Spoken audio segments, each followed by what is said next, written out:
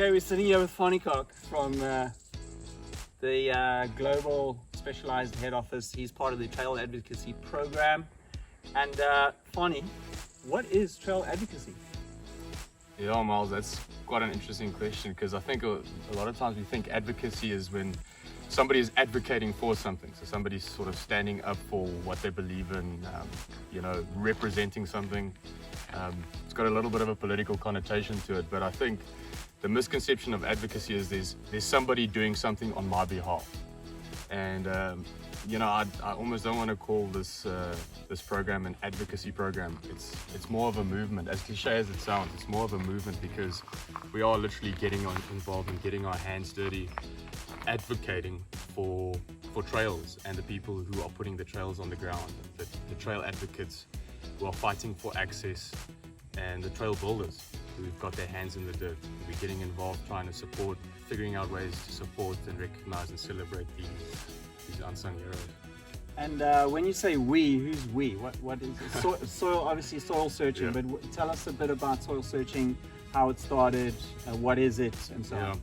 So I'll try and keep this short, but it actually started here in South Africa. Bobby Bean, who runs the local market, the specialized local market over here, he made a call to support two of our most prolific trail builders in the country, Bennett Nell and Hilton Turvey, made them brand ambassadors. Up until that point, all of us just kind of took it for granted that somebody was building trails.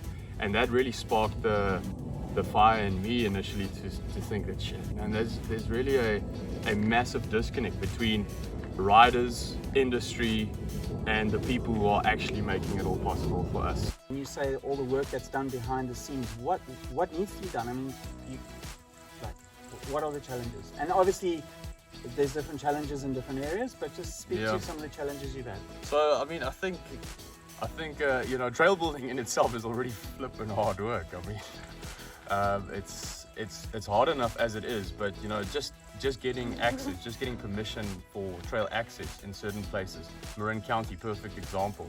It's just on the other side of San Francisco. Just those guys are fighting sometimes for 10, 20 years to get access just to put a trail in the ground. And and then obviously you're battling the elements. You have to read what the elements do. So it's I would say the biggest component in trail advocacy is literally everything that goes in beforehand, before you even put the shovel in the ground. And then, the second aspect is you need these people who are putting trails in the ground. And most of the time, people don't even know who they are, man. And most of the time, these guys are some of the best riders out there.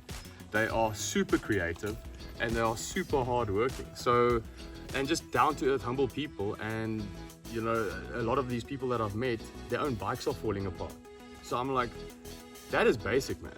These are the people who are putting the trails in the ground for us. The very least we can do is making sure they've got shoes where their toes aren't sticking out, or a helmet that's not cracked. So what kind of advice could you give to anybody watching who wants to get involved with or learn about trail building and get involved inside their community to do kind of what you're doing? What would you say?